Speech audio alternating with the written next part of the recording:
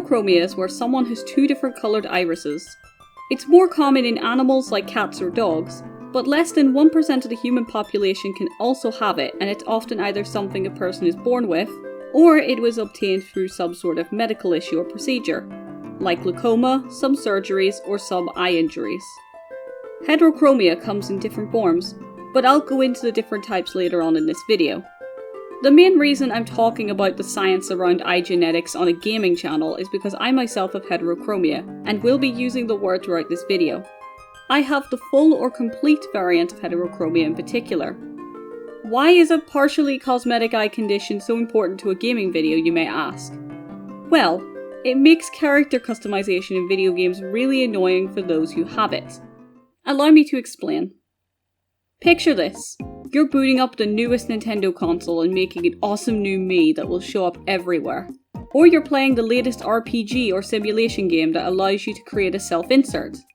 You choose your name, characteristics, clothes, hair, and whatever else the character customization screen throws at you. So far, so good.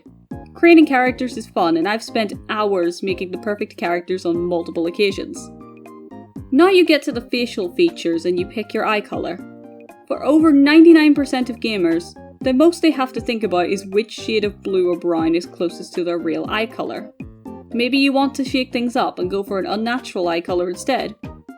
Well, for someone with heterochromia, we more often than not take one look at the eye section in the character customization screen and think, which one of my eye colours do I choose? This sounds like a first world problem, especially since it only affects maybe 1% of gamers. But it does bug me that I can't just have my natural eye colours when I want to be myself in a video game. I could easily replace people with heterochromia with another small percentage of people not represented in character customization and have similar complaints. For example, curly hair options are few and far between even in games with a wider variety like The Sims. So you can only imagine what the options are like in smaller customization screens like most Animal Crossing games. New Horizons tried their best, but I mean, come on. You know something's wrong when the animals get more custom freedom in The Sims than the literal humans. Body hair is another one with very little customization, especially for female character creation. There are very limited beard and mustache options, plus some games just treat them as accessories. It's sadly a common issue for those in the minority physically. But back to heterochromia specifically. There are many ways we can quote-unquote solve this lack of heterochromia problem, and a lot of us already do these things. We could pick whichever colour we think looks cooler in the game or on our character, but what's that telling us about ourselves? How do we choose between something as important as a physical characteristic we don't have much permanent control over? Will choosing to have blue eyes in a video game become an underlining sign that we're self-conscious about our other eye colour? Will choosing the one we find prettiest show our bias about the expectations of physical beauty? These thoughts seem silly, but it's at least something I think about. It actually reminds me of a time I was in my maths class in primary school and we were learning about graphs. As a practice graph, we all had to give the teachers our eye colour so we could put it on the graph and show the varying results. When I said brown and blue as my choice, the teacher told me to just pick one colour to make things easier, as if I could just pull one eye out from my socket and recolour it. That's the mini dilemma character customization gives us every time, because we're expected to just choose or deal with it instead of being given a solution. It's also like how Miis couldn't have ginger hair for the longest time, so people either had to settle for the lightest shade of brown until they could get their hands on some hair dye in Tomodachi Life, or they had to wait until the Switch released where they finally gave us more hair colour options on our Miis. Why did we have to settle for less when both ginger-haired people and those with heterochromia do exist? Quick side note, the Switch's Mii Maker also lets you have unnatural eye colours, so I can somehow have white or dark purple eyes, but not one brown and one blue like in real life? Okay, good to know, Nintendo, thank you. Another solution is that we could just abandon our identities altogether and become a yellow-eyed person with a tragic backstory. As much as I love storytelling for my in-game OCs and creating cool-looking characters, looking at my character in Final Fantasy XIV as I say this, I don't always play video games to live a double life or have an edgy backstory. I play video games to be my best self too. Like in Animal Crossing, my main save files in Stardew Valley, or when I make my family or friends in The Sims. I just want to be me, and it's sad making substitutions. There's also smaller solutions, like covering our character's eyes to give off the illusion that they're a different colour underneath, or just modding games in order to have the option. But a lot of the issue comes down to the fact that the players are the ones trying to solve the problem, or just settling for second best, rather than the gaming companies adding the feature when we know it is doable. There's also modding as an option, like I said, but modding isn't accessible to everyone. Plus, you have to hope there's either a Heterochromia mod out there to use, or you could just make your own. That's a lot of work for something so simple, yet important to a lot of people. Not to mention that a lot of people simply prefer to keep their games more vanilla. I do understand that there are a lot of games where this isn't needed, like games which give you barely any customization to begin with. If they aren't giving us more than 3 hair colours or any skin colour options, Heterochromia is the least of our worries. Games with less character customization options get a pass because the expectations aren't there to begin with, and often having bigger problems, like having more important things being missing.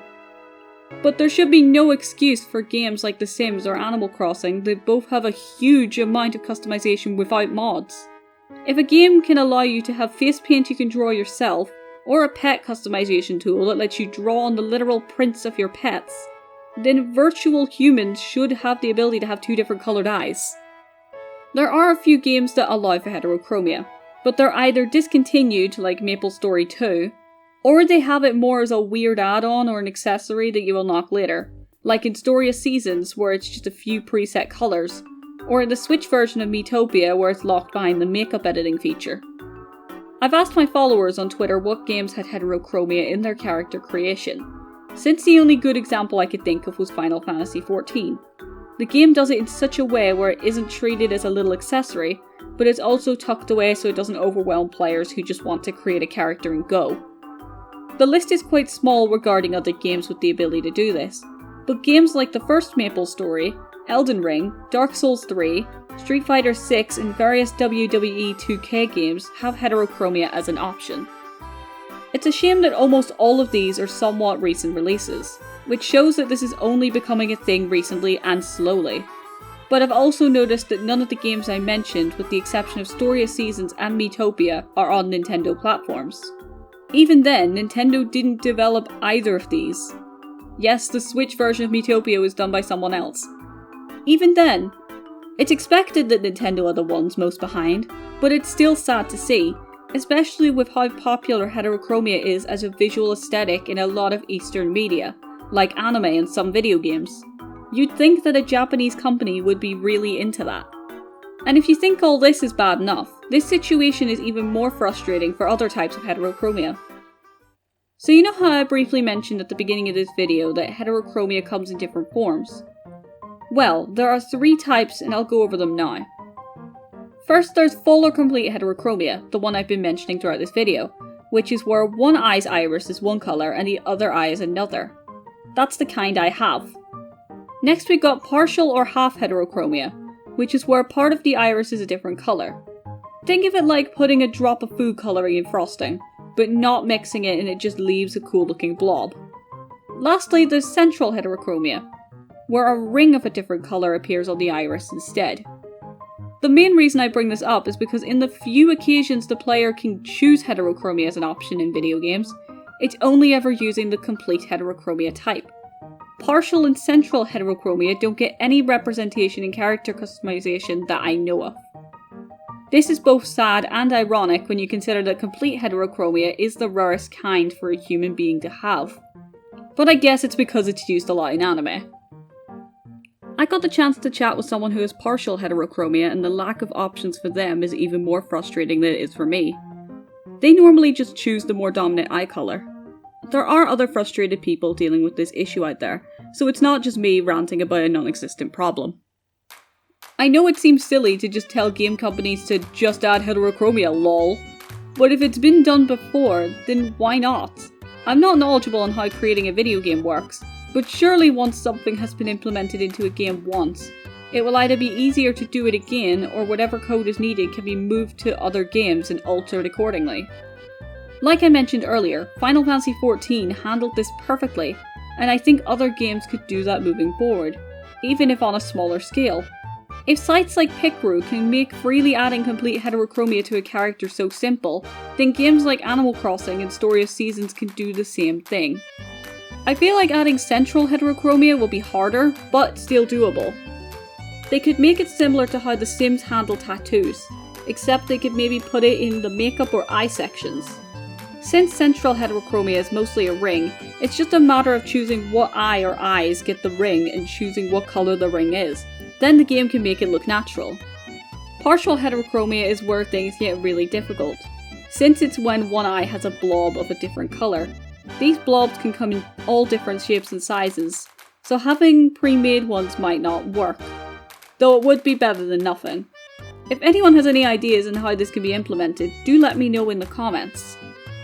To conclude though, I would love to speak on this topic with more gamers who have heterochromia. We're such a small group of people, and I'd like to see how this issue affects others. I'm also curious to see what other small groups of people this issue affects as well. Character customization really isn't perfect, not just for those with heterochromia, but for other small groups too. Regardless, thank you so much for watching. If you enjoyed this video, please feel free to subscribe to Gaming Reinvented. Also, give your thoughts on the topic in the comments. Or alternatively, you can join the Gaming Reinvented Discord server linked in the description and give your opinions there. Until next time, bye!